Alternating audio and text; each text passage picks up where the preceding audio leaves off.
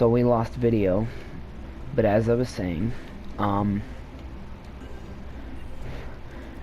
these are the radial decouplers. You basically, like I was explaining earlier, you can radially attach parts, right? And so you see, you can attach it onto the side of these fuel tanks, and what this will do is we're going to use this to create our first stage. So in this game, there's actually a symmetry mode where you can place multiple objects in perfect symmetry with each other at the same time. If you press R1 and square while holding on to an object, because I haven't placed it yet, I'm just holding on to it. If you press R1 and then press square, you can change the symmetry. Right now the symmetry is in radial mode, meaning that, you know, everything just kind of gets, you know, it's all radial based and everything is just kind of in perfect symmetry with each other. Mirror symmetry, which I'm going to demonstrate now, is where the other part replicates the first part, except, you know, like a mirror, the exact opposite way. But we're going to be using radial symmetry. Mirror symmetry is more for plane design, and I'll go over that, like I said, later in a more advanced tutorial. So keep it at radial, press your R1 button and square to duplicate them, and then once you have it duplicated so it places 4, right, just keep pressing, you know, R1 and square until you have 4 being placed on the outside of your vehicle. You can place as many as you want. You can place 6, you can place 3, you can place 2, you can place whatever, but the maximum you can place is 8, but I recommend that you place 4 to start with. And then we'll place them. Place those radial decouplers on there, and like I said, they work the same way as normal decouplers. You know, they're staged the same way. So we'll just attach some more of these LVT 800 or FLT 800 fuel tanks on the outside. And then we're gonna grab and place a first stage engine on this bitch to get her up there. Let's also duplicate the tanks with R1 and X. R1 and X duplicates the tanks. We could place them on top of there, just so we have some extra fuel on the way up. Also, another thing I'm going to mention right now before it becomes a complication is if you press either R1 or L1 and you move your cursor, you can actually have fine movement with R1 or L1. So you hold down, see, like I'm moving the cursor and it's moving really quickly right now. But then if I press L1, like hold it down and then move the cursor, you can make more fine adjustments when you're placing parts on your vehicle. So that's out of the way.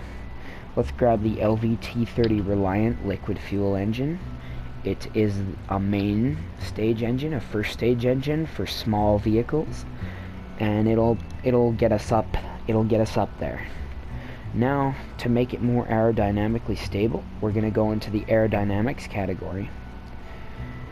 And yeah, that's another thing I should go over that I completely neglected. You have, for parts, you have your categories. You have your command pods at the top.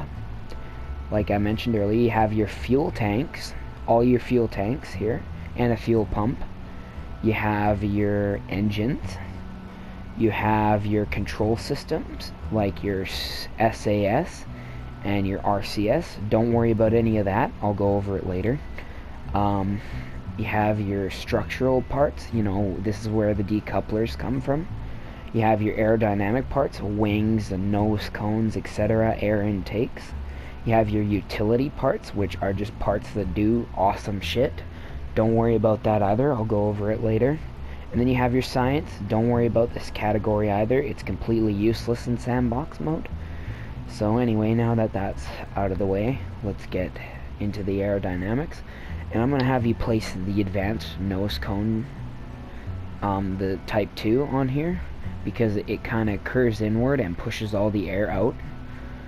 If you press, when you have an object down on something else, once you've got it on the attachment point, you haven't let go of it yet, but you got it on that attachment point ready to place.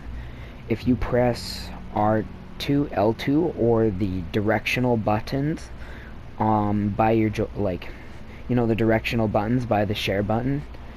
You can actually rotate the part in different ways. You can rotate it up and down, left and right, like this. So if it's like something weird like this, just rotate it a couple times until they're all facing inward, and then place.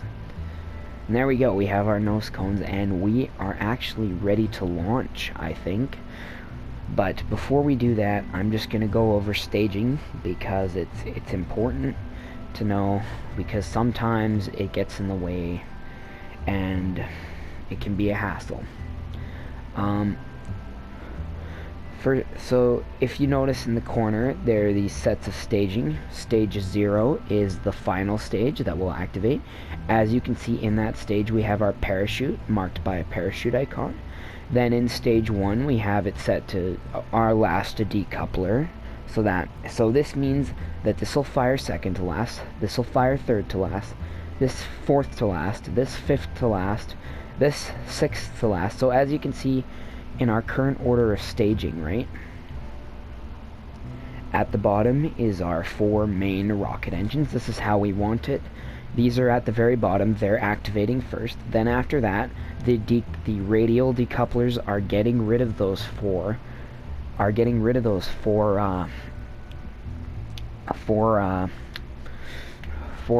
main stage engines, dropping them, because the tanks are all going to be empty by the time you drop these, and they're just going to be dead weight if you don't get rid of them. So we're separating them off the rocket, getting rid of them, and then it's leaving us with just this middle stage, right? And then after that first stage separates with these 4 radial decouplers, the middle stage rocket will activate. It'll burn all of its fuel, and then after it burns all of its fuel, we'll be separating this decoupler to get rid of the middle stage, so we just have the last stage left, and then the last stage will burn through all of its fuel. And then once the last stage is burnt through all of its fuel, we'll be separating this, right? Separating the command pod from the final stage, leaving us with just the command pod and the parachute. And then when we are in the atmosphere and slowed down sufficiently enough, we will activate the parachute.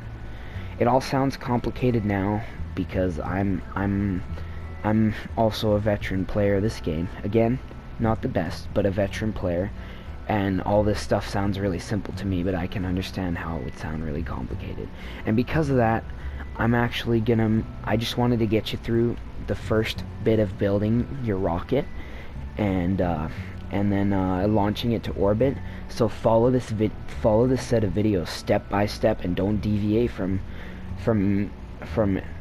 anything that I tell you until you've learned how to do this successfully. Don't worry, later on I'm gonna actually be going over all the things you can actually do in the VAB. Like, I'm gonna make a video about that, and that's the first thing I'm gonna do before I get into anything else. So just for now, just follow the simple tutorial that I've shown you to get a vehicle into orbit, and then after that we'll start to go over some of the more advanced stuff. Just be patient. For now, I'm gonna end this video off here. Actually, one more thing. We're gonna place these AVT1 winglets here. Ba-boom. Okay, so what those will do is they'll make it so that the air can't, the drag from the air can't actually flip your rocket over, because when you're going fast enough, the air resistance can actually push on your rocket and cause it to flip and spiral down into the ground and crash. It's happened to me a ton of times before. It's more of a problem on big ships, but it has happened to me on small ships, so I'm going to make sure these winglets are placed. I'm going to place 4 on the outer stage, right? Same way we have with symmetry mode enabled to 4. And then we're going to place 4 on the inner stage. You might need to use the fine controls that I explained earlier to make this work, right, for fine adjustments. So just press L1 and then move, hold down L1 while moving the cursor to make fine adjustments, and attach 4 winglets to the middle stage and attach 4 winglets to the outer stage. The winglets we're using for this is just the AVT1 winglets. They're simple.